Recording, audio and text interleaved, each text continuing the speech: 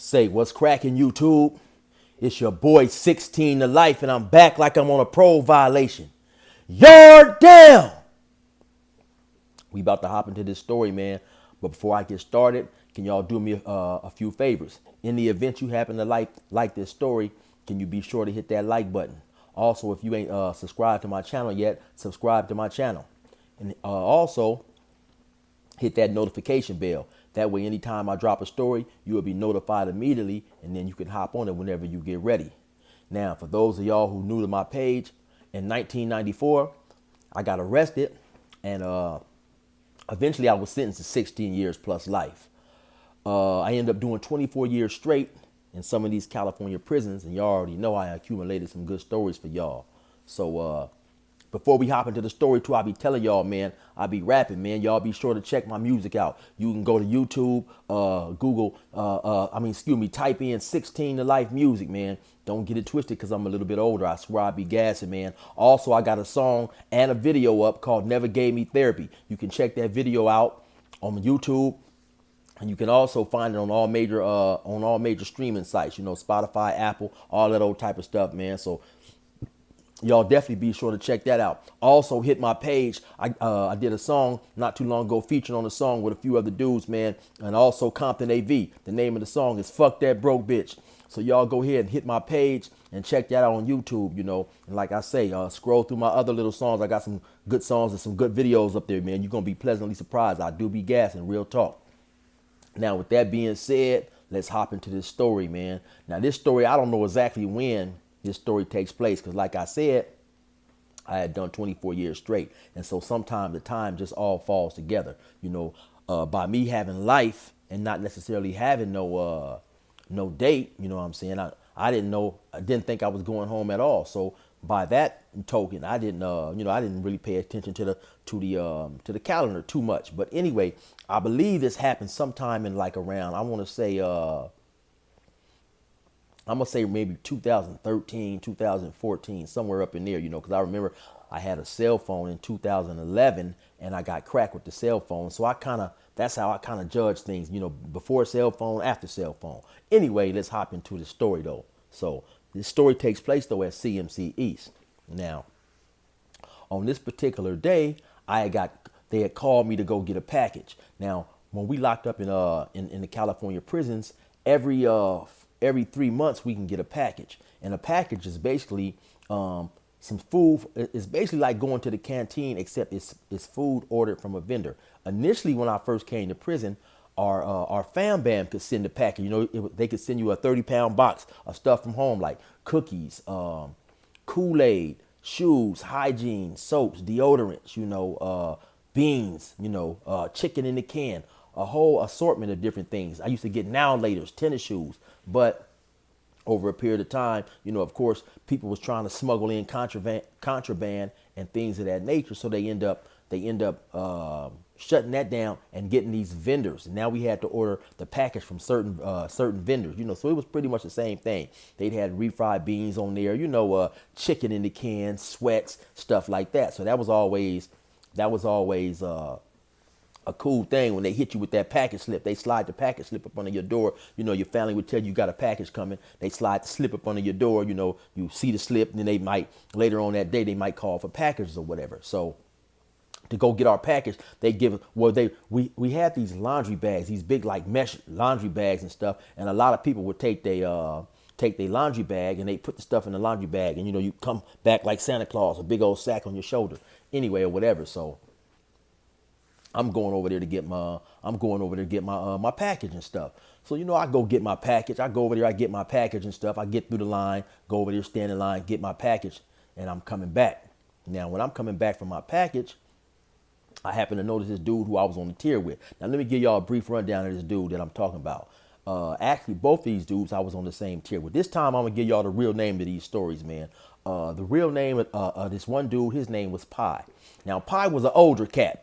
Pi was probably in his mid to late 50s, if not older. Cool dude, man. One of them old cats who didn't want to grow up. He still be talking shit like he was young, and still in there talking shit and this and that. I'd say probably about 5'10", you know what I'm saying?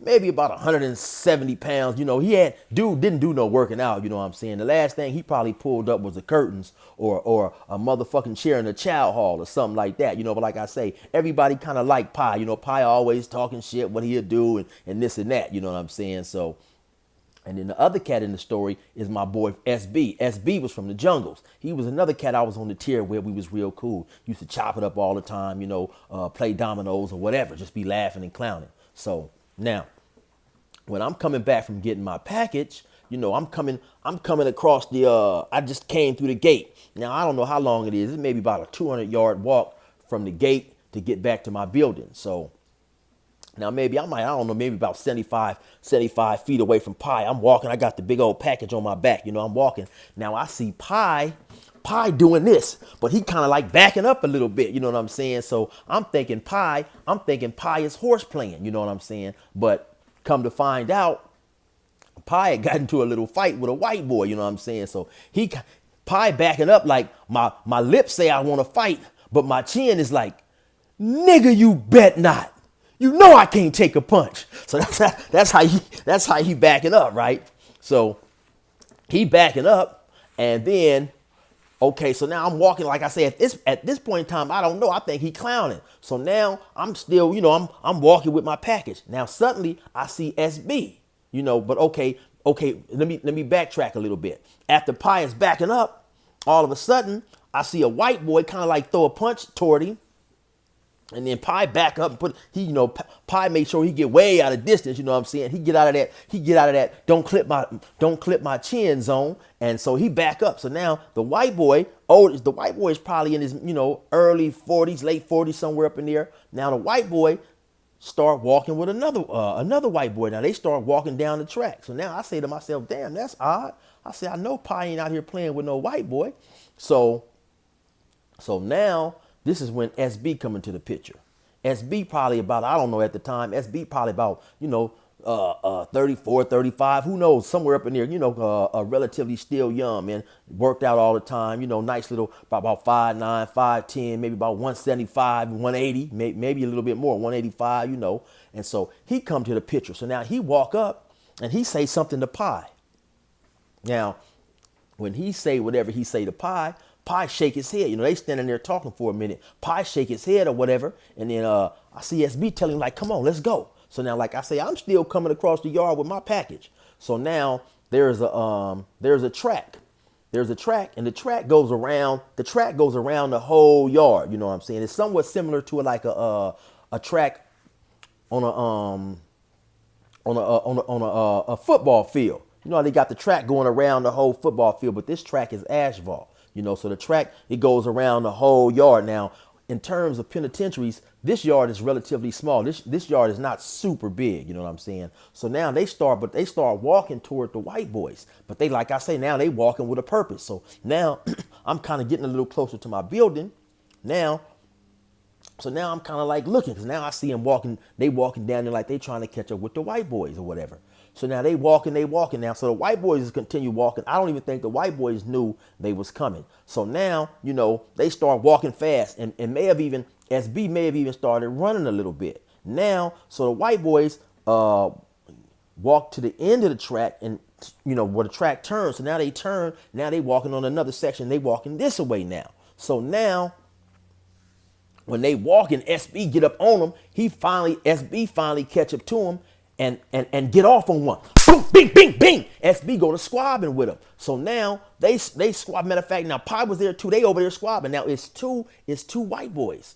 So the white boys turn around and they fighting. Bing, bing, bing. They squabbing now. But now they kind of like up. Now they up against the building. I don't know if y'all be paying attention to some of my stories. I told y'all at CMC, they got this building. They'll come bring you in. It's kind of like the reception building, and you stay in there for maybe about like a day or so until they get you clear. But they happen to be right in front of that. So then they squabbing kind of like up against the building. Now, unfortunately for the white boys, though, that building is right across from where all the Bloods work out. You know what I'm saying? So when the Bloods look up, you know, you might have had, I don't know, you might have had like 7, 8, 9, 10 Bloods over there on the weight pile, probably a little bit more than that on the weight pile just working out. So when they happen to look up and see the commotion and they recognize it's Pi and SB, they immediately fly over there. They hop over there. Bing, bing, bing, bing, bing. Now it's bloods everywhere. They beating the brakes off these white boys. Now I'm probably about, like I say now, I'm probably like about 50 feet away, somewhere around there, 50, 75 feet away. But it's so many bloods over there. I don't see nothing but, I can't even see the white boys. They on them so tough. They on them, I don't see nothing. They over there mixing them, they doing their shit. And like I say, all you see is brothers just going to work, squabbing and swinging and swinging. They on their hell meat though, you know what I'm saying? It's going down. And so finally they clear out. Now when they clear out, the white boys is on the ground. You know what I'm saying? They didn't beat the brakes up off these motherfuckers. They over there, and now they kind of up against the building. It was kind of like a little grass, a little dirt area. So it's like it's dust and dirt flying all over the place. The scene reminded me of Charlie Brown every time old Pigpen would pull up. You know what I'm saying? Every time Pigpen pull up, it's dust and stuff flying all over the place. And so that's what the scenery reminded me of, right? So everybody, they get up out of Dodge. They get up out of Dodge. Dudes start squirting. 2 or 3 dudes go this way, 2 or 3 dudes go that way or whatever. So now they walk back over there. SB just happened to come back over there. And now SB, when they run up on the white boys, I guess the white boys was ready because one of them had a knife or something up in his pocket. SB just happened to be stabbed. SB, all his shoulder and stuff, he was bleeding pretty bad. I had a homie I had an older homie from IE by the name of Money. Money was out of San Bernardino. Money came over there. He happened to see him, and Money tell him, "Hey man, of course you already know you can't go. You can't go and go to the doctor or nothing like that. They gonna gaffle you up." SB was like, "Oh, don't trip, I'm cool." Money was telling him, "No, man, well, come on up to my cell. I'll sew it for you." You know what I'm saying? I'll sew it all up. SB was like, "No, I'm cool." But he did have a pretty nice big gash up in him, But yeah, they got cracking and mixed them up real quick, But one thing I respected about SB in that situation was you may have had a lot of dudes, man, who would have went to the Bloods or whatever, and said, "Hey, and, they done this, they done that. Let's go get them." SB didn't do none of that. Even like I said, when the white boys was walking, the Bloods was right there. SB could have easily hollered out, "Hey y'all, he just fired on the homie," or woo woo woo. SB didn't say nothing. You know what I'm saying? He didn't go to the blood weight pile. He didn't say nothing. He hopped straight on business. You know what I'm saying? He went right over there and got cracking. Bing, bing, bing, bing, bing. He did his shit. Then of course the Blood seen it and they flew over there. So maybe about, okay, this happened now, and it's a trip because it's crazy how the police will miss all this because the yard can feel it. The whole yard gets quiet when something like this is jumping off. The yard get quiet. People stop playing basketball. People stop playing handball. Everything. You can just feel the tension in the air. And so eventually, some type of way, word make its way back to administration. We get locked up. They lock the yard down or whatever. So then maybe we was on lockdown maybe a day or two. They never kept us locked down too much there at CMC. But of course, they eventually did end up coming to get Pi, the cat who initially had got into it with the white boy from the gate.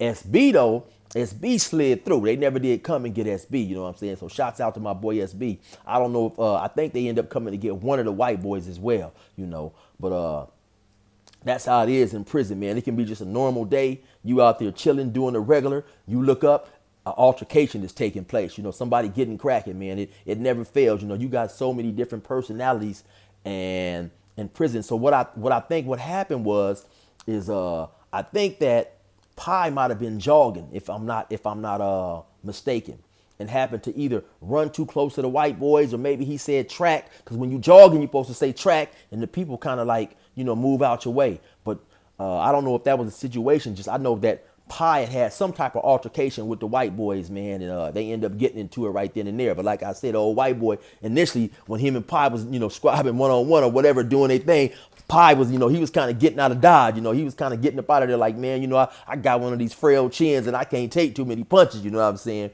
But, Pi was cool, man. Everybody loved Pi and stuff. He always used to clown, be talking shit. So they end up taking old Pi to the hole, and we never seen him no more, man. So, that was, that's how that story ended up turning out. So hopefully if y'all like that story, man, y'all go ahead, hit that like button for your boy. You already know what time it is, man. Resume normal program.